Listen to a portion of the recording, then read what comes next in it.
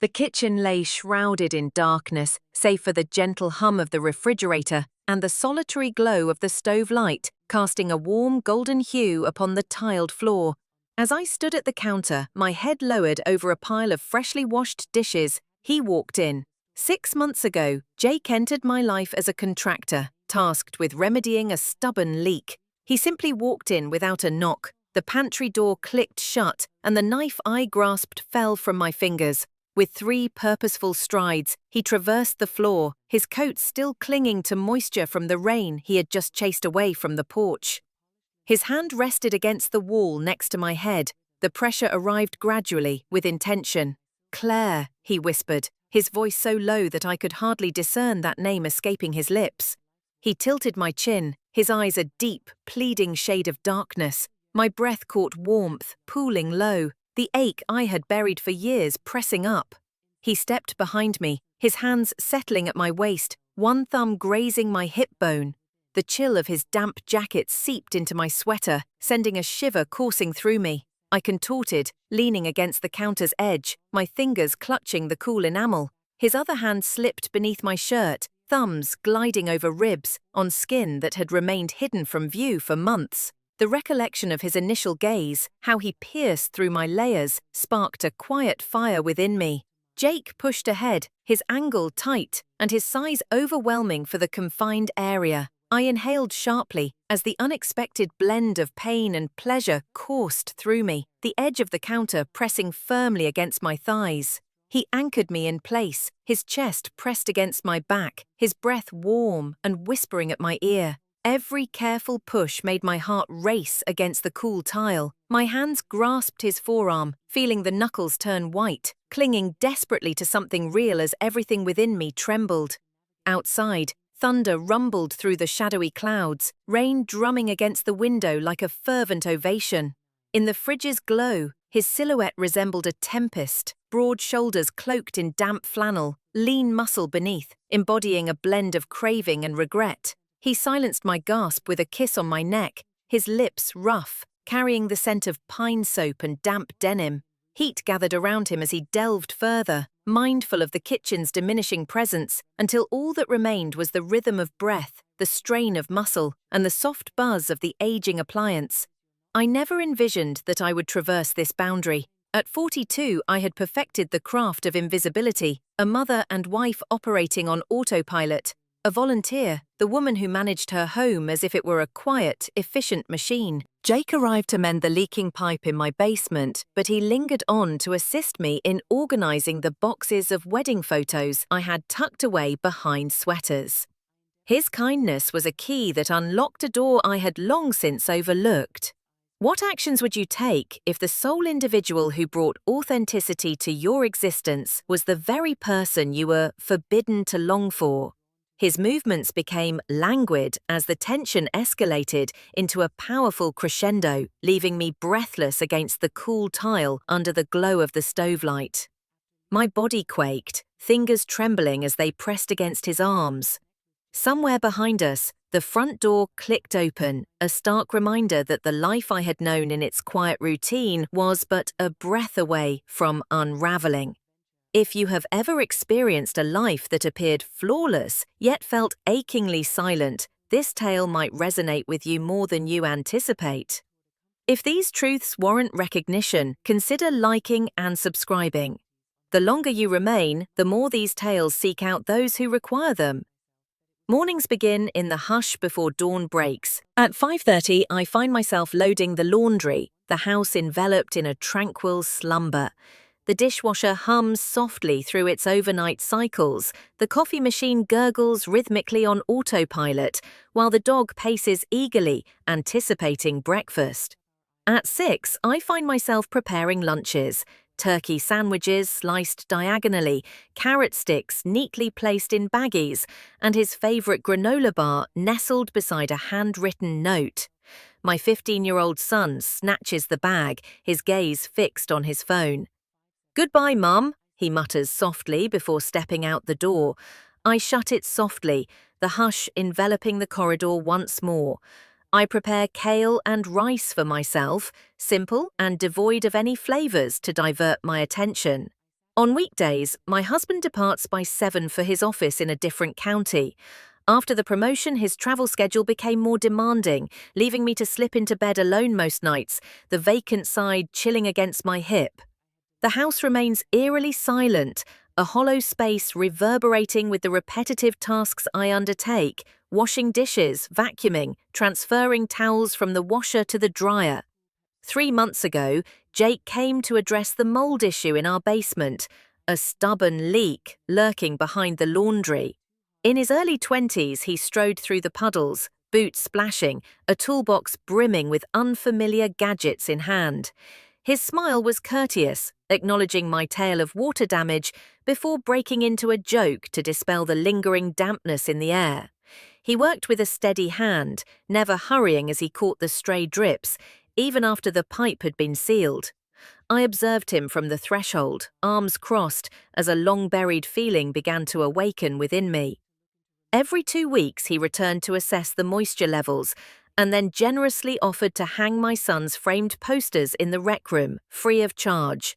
With a moment's pause, I extended the hammer to him. The drill's whine echoed through my living room, a harsh sound that filled the space, until he threw down the remotes, stepped closer, and pressed his hands against each wall, anchoring me, steadying my breath. In the evenings, I would often catch him lingering by the kitchen sink while I washed the dishes. The fridge hummed softly, accompanied by the low buzz of the stove clock, as everything around me faded into a blur until I caught sight of him, leaning in the dim light. He would inquire about my day, not casually, but with an earnestness that invited my response. I would feign indifference, acting as though my existence was brimming with the demands of homemaking, leaving no room for emptiness. He would examine my face, remarking that I made it seem effortless, and I would respond with a flat tone, yet his gaze enveloped me in warmth. The nights spent in the garage became a familiar ritual. I would organize the holiday boxes while he transported them to the attic through the narrow staircase. Single bare bulbs swung overhead, casting flickering shadows upon my paint cans. He would softly murmur reminders. Be mindful of your footing, as our shoulders brushed against each other in the confined area. The warmth lingered softly, while my heart faltered, courting the rhythm of its own reverberation. Amidst the tempest of a thunderstorm, I discovered him bathed in the microwave's soft glow, diligently moving frozen meals into the fridge. Rain lashed against the windows. The dim kitchen of the house exuded an air of small secrets. His gaze caught the light, a fleeting spark of something indescribable exchanged between us. He extended a mug of tea towards me, the fragrant Earl Grey steam swirling upward, our fingertips grazing lightly as he offered it. I stood still, the flavour of yearning lingering on my lips. He perceives me not as a mother, a wife, or a volunteer, but as Claire, the woman who taught art classes and organised bake sales, who still lets her hair fall freely when she's by herself. He observes the delicate lines framing my eyes, the subtle pause that lingers in my laughter, the mark on my wrist from pressing too firmly against the drawer.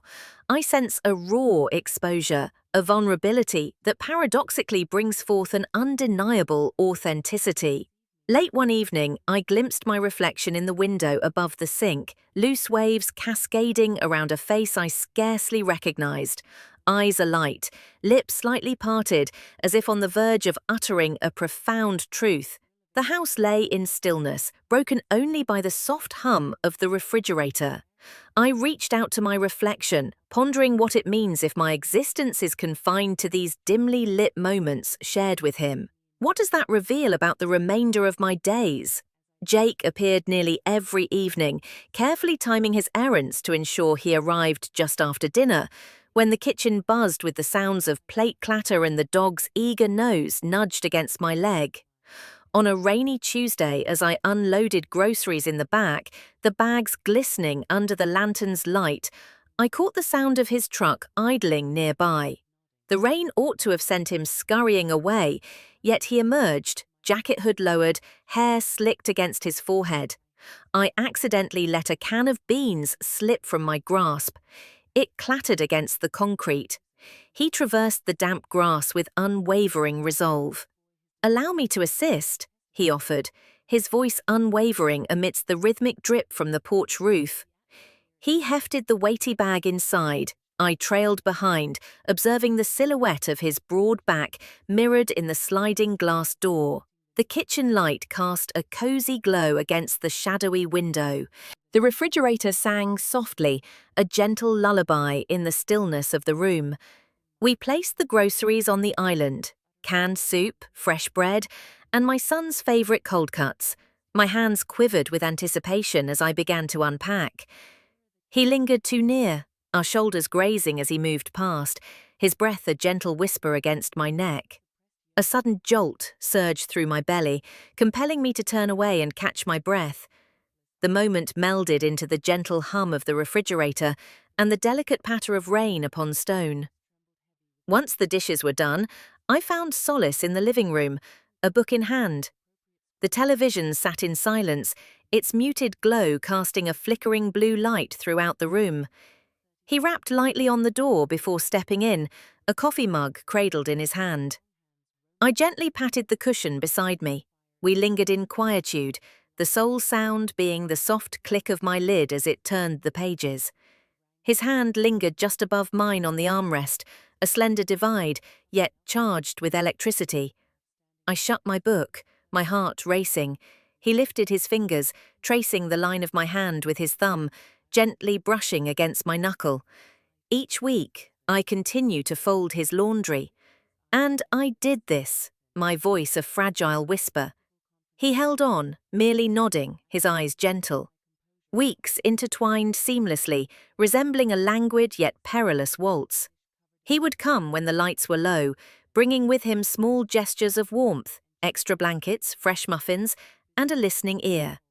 I desired them more than I cared to confess, yearning for him in the spaces he occupied. In the dim corridor just beyond my daughter's door, he would pause to switch off the hallway light.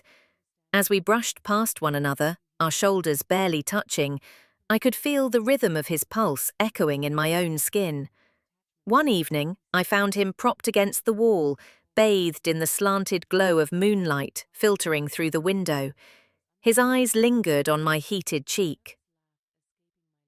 His lips parted as if to pose a question. He straightened, his pallor illuminated by the soft glow, and continued on in silence.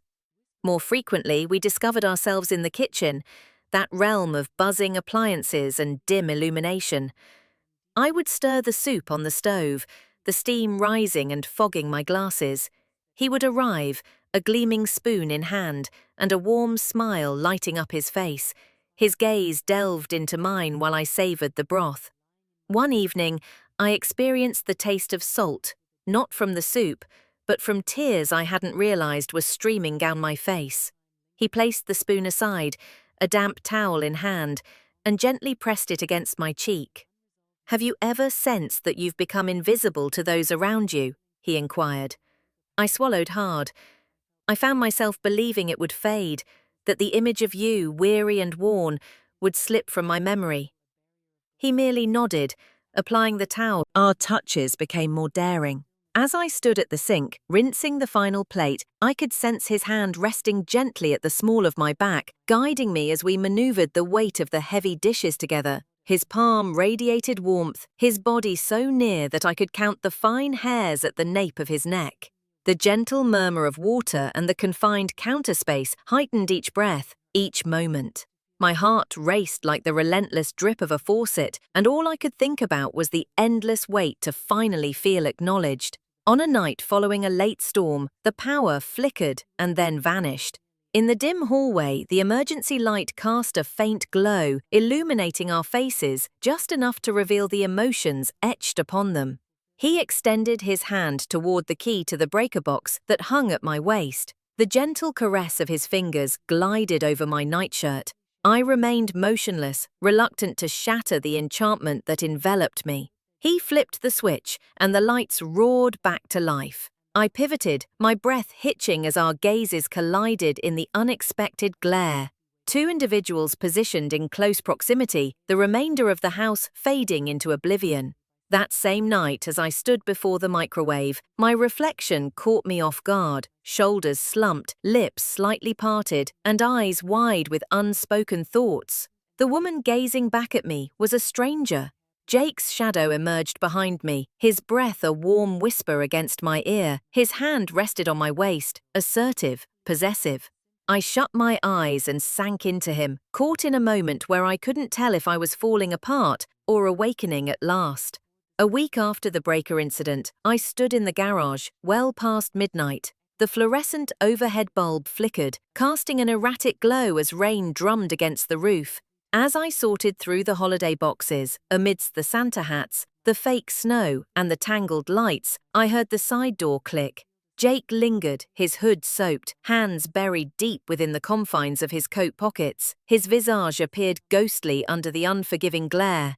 "I couldn't stop thinking about you," he said, stepping inside. He shut the door softly, sealing off the world outside. Puddles gathered around his boots. The garage was thick with the scent of motor oil and damp cardboard, each aroma more pronounced in the confined atmosphere. The pine garland slipped from my grasp. It clattered against the concrete. He approached me with unwavering confidence. The warmth surged within me, igniting a fire in my chest. His gaze delved into mine, making me feel as though I might sink beneath their depths. He extended his hand, gently sweeping a strand of hair away from my forehead. My breath hitched. I surrendered to the warmth of his touch. His palm met my cheek, warm and steady, awakening everything I had long kept buried. He pressed me against the sturdy legs of the old workbench, which stood firm on either side of my own. The coarse wood pressed uncomfortably against my thighs, a stark contrast to the delicate fabric of my thin pajamas. His hands rested on my waist, thumbs gently tracing circles over the fabric of my shirt. Every nerve in my body quivered with intensity. The rain drummed against the single-pane window. The fluorescent hum throbbed above, a steady pulse in the air. "For months this desire has lingered," he whispered, his voice raw. I chose not to respond. His other hand slipped beneath my shirt, fingertips grazing my skin. The sensation was charged with an unmistakable familiarity, akin to discovering the final piece of a long-sought puzzle. I was unaware that I had been defeated. I inhaled sharply, leaning my head against the bench in disbelief. He pushed ahead, probing the limits of the resistance. My hands flew to his chest, clutching the fabric as a wave of heat surged within me. His chest expanded beneath the soaked flannel. His heart thudded with a powerful, unwavering rhythm. He leaned in, his mouth finding mine in a kiss that carried the essence of stormy air and unvoiced longing. I held onto him tightly, a twinge of envy for his jacket which pressed so intimately against him. His fingers brushed against the waistband of my pajama pants. I paused for the briefest moment, then allowed him to lead the way. Each moment of touch revealed a truth. My hips arched, responding to his approach, the chill of the workbench edge digging into my back. He took his time to position himself, entering slowly and deliberately, as if he were charting every curve with precision. Pain. Then Lance softened into a profound warmth. I stifled a gasp, my fists tightening around his arms. He embraced me, each thrust measured and intentional, a calm exploration rooted in restraint. The fluorescent light flickered once more. Shadows waltzed over our forms. He lowered his head to my neck, breathing softly against my skin. In that fleeting instant, I felt a shiver run through me, erasing the years of silence that had enveloped my existence. His rhythm deepened, slow and steady. I shut my eyes, breath hitching as he discovered the place that rendered my knees unsteady. The garage was infused with the scent of damp soil and the unmistakable aroma of tool grease. I experienced a profound sense of being both shattered and complete. His name escaped my lips, a whispered prayer. He responded with a low groan, his hips thrusting, as my entire existence condensed to the sensation of flannel against my skin. The soft buzz of the bulb mingles with the tempest raging beyond the window. Pleasure rose like the tide, slow and unavoidable. I grasped his shoulders, my nails brushing against the fabric, until the cliff shattered, sending waves of impact through my very being, tremors coursing from the core to the very tips of the fingers. Jake released a shaky breath, his body tightening momentarily before relaxing within me. We slumped together, our breaths mingling with the heavy rain echoing in the rafters. He withdrew slowly, savoring the moment before finally breaking free. The pang of void arrived suddenly. I reclined, my forehead gently pressed against the bench. He knelt, gently adjusting my pants, each motion imbued with tenderness. I experienced a sense of vulnerability and openness. As he rose to his feet, our eyes met in the muted glow of the surroundings. "I'm sorry," he whispered, his voice trembling. I placed my hand against his cheek, feeling the rough stubble and damp hair, and I shook my head in response. "Don't be," I said, my voice soft, yet unwavering. He assisted me off the bench, his arms encircling my waist. The storm outside softened into a gentle patter. I clung to him, fearing that without his unwavering presence, I might drift away into the unknown. In the sudden glare of headlights, I was unaware that his truck had arrived. He pressed his lips to my temple, a warm and fierce gesture, before donning his coat. I observed him ascend into the cab, my heart racing with anticipation. The engine roared into action. The remote for the garage door emitted a soft click, and a warm light poured through the opening as he vanished down the driveway. The overhead bulb emitted a brief buzz before settling into a consistent radiance. In the stillness of the garage, I sank to the floor, my legs tucked beneath me, breath coming in heavy gasps. The workbench bore the scars of time, splintered in places, while toolboxes stood sentinel along the walls, silent witnesses to the events that unfolded here.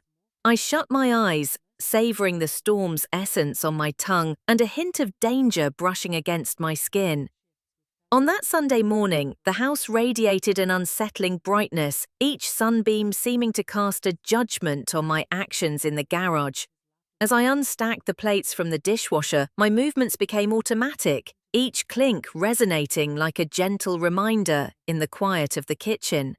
My daughter burst into the kitchen, her nose pressed against the fridge glass, inquiring about waffles.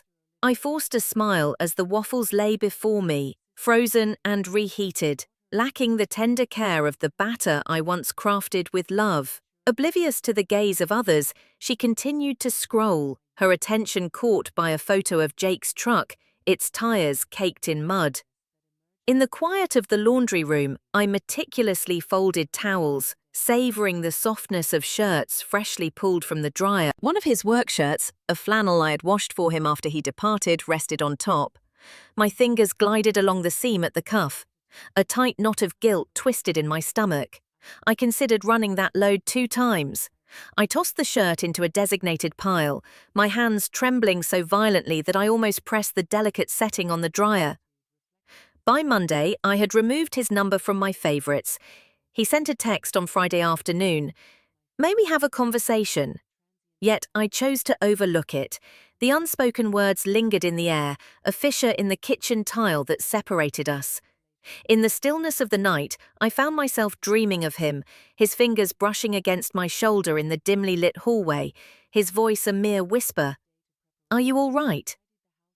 Awakening in solitude, I found myself ensnared in the sheets, the reverberation of twisted metal lingering in my bloodstream. Tuesday. I kept an eye on the driveway, waiting for the familiar sight of his truck. It never arrived. I emptied the mudroom closet, discarding worn tennis shoes and a neglected golf club, as though creating space could somehow wipe away the past. The electric hum of the garage door opener buzzed in my mind, a persistent irritation each time I pressed the button. No response. On Wednesday evening, the sound of rain pattered against the window, drawing me to the kitchen sink with quiet steps. The steady drip of the faucet echoed the rhythm of my heartbeat. I extended my hand toward a mug, and the cabinet door let out a soft creak. Jake's solitary coffee cup sat atop the shelf, untouched and dry within. The sting lingered on my palms, a reminder of the fleeting touch where his fingers had grazed against mine. I closed the cabinet with a clatter of plates and hurried back to the living room, where the television blared with an overwhelming brightness. On Thursday, my husband returned home early, only to find that his flight had been cancelled once more. His suitcase hit the ground with a resounding thud, pulling me out of my reverie. He pressed his lips gently to my forehead and inquired about the laundry. I spoke untruths, my teeth clenched in silent defiance. Everything is complete. He observed the slight tremor in my hand as I retrieved the towels from the basket, yet chose to remain silent. I poured wine for us both, wishing the warmth would soften the sharpness of my guilt. On a Friday afternoon, I discovered him in the garage. My breath hitched as I prepared to utter his name. He leaned over the workbench, meticulously sanding the splintered edge I had marked with damp fingerprints. My hands gripped the laundry basket tightly. He straightened his face, a look of contrition evident. "I'm sorry," he said, his voice soft. My chest constricted. I swallowed hard. "I feel the same way." He set the sander aside, brushing the sawdust from his hands. In his gaze, there was no trace of judgment, only a deep-seated concern. "Could we perhaps act as if it never occurred?" he inquired. I shook my head in disbelief. "No," the words spilled forth, unrefined. He blinked, pain flickering across his face. "I'll keep my distance," he murmured. The hammer I held slipped from my grasp. I intercepted it just before it hit the ground. "No!" I said again, my voice trembling. He breathed out a blend of pain and solace, swirling in his gaze. "What do you seek?" I found myself unable to respond, paralyzed by hesitation. That night, we navigated the space between us, each of us careful to steer clear beneath the same roof. I delved into recipes, experimenting with new dinners to find a sense of purpose.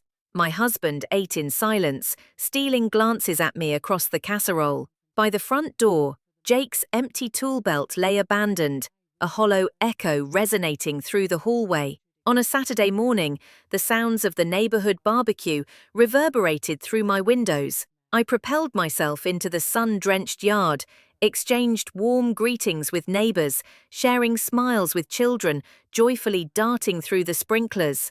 Jake approached the picnic table, balancing a tray of brownies with careful precision. It was her mother's recipe, she claimed, and I could feel my pulse quicken. He navigated my world like an unfamiliar traveler, tentative and filled with regret.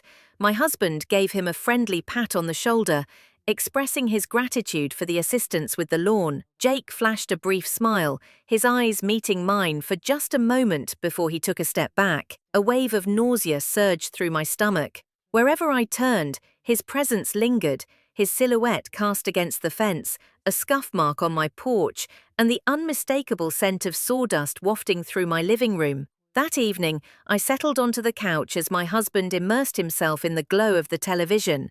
I lowered the volume, shutting out the sound of the remote's clicks. A vibration stirred my phone. "I spotted you at the barbecue." My heart raced with intensity.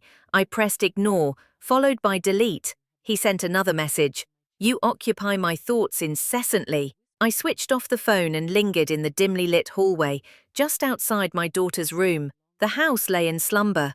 I placed my hand against the door, listening to the rhythm of her breath as it calmed. In that place, secrecy wrapped around them like a comforting cloak. Sunday broke with a heavy humidity in the air. In this guest room, I folded sheets, the scent of cotton evoking memories as vivid as daylight. Outside, a dog barked, Mark's dog, in the neighbor's yard, seemingly lost. I pulled the sheets along the hallway and laid them on my bed. As I gazed through the window, the glow of headlights illuminated our street, and then I discerned the familiar silhouette of his truck. My hands halted in the act of folding. He parked, the engine still idling. My heart pounded in my chest. I convinced myself I had moved on, yet there he was, stepping out with his coat glistening with dew, crossing the lawn. I placed the sheets aside and turned the doorknob, pushing the door open. His expression was one of caution, tinged with optimism. He clutched a delicate bouquet of daisies, the very flowers my mother adored. "I figured these would be to your taste," he remarked. I fought to hold back the tears. "I urged you to leave," my voice barely above a whisper. His shoulders sagged. "I understand," he replied, "but I felt compelled to make the attempt." He placed the flowers on the porch railing, casting a fleeting glance at my open door, shadows dancing across his face. "I wish I could stand on my own," he admitted, "but the truth is I can't." My knees gave way, a tangle of guilt and longing overwhelming me. I shut the door, preventing any words from slipping out that I might regret. Amidst the daisies, withering in the soft morning glow, petals hung low like weary eyelids. I gathered them up and discarded them one by one into the trash. Their fragrance clung to my fingertips. I scrubbed my hands twice, yet the ache lingered on. On a Monday morning, my daughter embraced me with an intensity that felt almost overwhelming. I sensed the ache of my ribs, tender from an abundance of stolen moments. She inquired about the redness in my eyes. I mentioned spring allergies. She had faith in me. I wished that no one would notice the quiver in my smile. I convinced myself that I was on the path to healing, yet this could very well be a different sort of wound altogether. On that Tuesday, our dinner table resembled a stage. The waning afternoon sun filtered through delicate lace curtains, casting angular beams of light over dishes of roasted chicken and creamy mashed potatoes. My daughter spoke animatedly about her art class. My husband shared updates from the world of business. I sat at the head, hands folded, savoring gravy that I couldn't bring myself to swallow. The silence that enveloped us throbbed with a resonance more profound than the cicadas' song beyond the window. I noticed a flicker of motion in the reflection of the window. Jake's truck sat idling across the street. I convinced myself it was merely coincidence that he parked there occasionally when visiting his father's home, yet my heart betrayed me and lurched in response. My husband inquired whether I required additional bread. I nodded, my voice strained. I excused myself, informing them to continue their dinner in my absence, and quietly slipped out through the side door. The front porch was awash in a dusky orange sky, merging seamlessly into shades of purple. Jake stood by his truck, his hands tucked into his pockets, gaze fixed on the ground. The remnants of last night's rain clung to the windshield in delicate beads. I traversed the yard, boots crunching on gravel, each step reverberating with my guilt. He lifted his gaze, the crisp air stealing his breath away. "You came out," he said, his tone laced with disbelief. His voice quivered. I remained silent, standing beneath the porch light, its brilliance harsh against the weight of my shame. Behind me, the house lights dimmed as my daughter tucked in my husband, who was washing dishes. The world remained indoors as we lingered in the fading light. Two individuals standing on opposing sides of our actions. I attempted to keep my distance, he began, but your porch light drew me in. He halted, his gaze probing my expression. I can no longer maintain the facade that it was merely a singular occurrence. The silence enveloped us, heavy and definitive. I swallowed, savoring the salt of tears I refused to shed. "Jake," I whispered, my voice trembling, "this is not the place for you." My words fell with weight. He advanced a step, the gravel crackling beneath his feet. "I understand," he replied, "but I had to see you just one last time." His eyes shimmered with a blend of regret and unfiltered desire. I stood firm, a battle of guilt and longing raging within me. This outcome is unlikely to align with our desires. The truth had a sharp, acrid flavor. He drew the shroud of night around us, enveloping us completely. His hand glided to my cheek, a touch so tender it stung. "I reached for you like a lifeline," he murmured gently, yet perhaps I was sinking as well. His eyes shimmered with unfallen tears. I shivered beneath his caress, yearning with the weight of reality. I nodded, tears cascading down my cheeks, and I would do it once more, I confessed, my voice steady, just a whisper above the wind's soft sigh through the eaves. The confession lingered, revealing the wounds we both carried. He leaned in, his forehead resting against mine, our breaths intertwining. "Then we are doomed," he whispered. Condemned and united, my heart tightened. Behind us, the porch light flickered, signaling my husband's return. The sound of the screen door clicking echoed as footsteps approached on the deck. Jake's hand stilled against my skin. My grip tightened around his wrist. The back door let out a haunting creak as it swung open. My husband remained in that spot, tie loosely, sleeves rolled, face drained of color. He glimpsed Jake's truck in the lamplight, us entwined like fugitives on the run. The silence was deafening. Jake released me, stepping back and pulling up his coat collar. In the warm golden light I observed his silhouette, both known and yet off-limits. My husband's eyes flickered back and forth between us, chaos and pain intertwining. I swallowed hard, my voice faltering. Jake cleared his throat, a subtle prelude to the words he was about to share. Apologies escaped his lips as he cast a glance toward my husband, then to me. "Farewell, Claire." He pivoted, the sound of his boots scraping against the ground, and vanished into the thickening twilight. My husband lingered in the doorway, his gaze fixed on me. "Who was that?" he inquired, his voice measured and cautious. My gaze was drawn irresistibly to the spot where Jake had once stood. I ran my fingers over the vacant spot on my cheek, still warm from his touch, and replied, "A person I ought not to have desired." The words spilled forth, unrefined and visceral. The interior of the house was suffused with an overwhelming brightness, accompanied by an unsettling silence. My daughter glanced around the corner, a look of alarm in her eyes. I offered a faint smile, the best I could muster, and welcomed them both inside. The door clicked shut on the shadowy porch, enclosing us in a realm irrevocably transformed. It was never my intention for this to occur. He wasn't supposed to mean anything to me, yet for a single night I recalled the sensation of being touched as if I truly existed.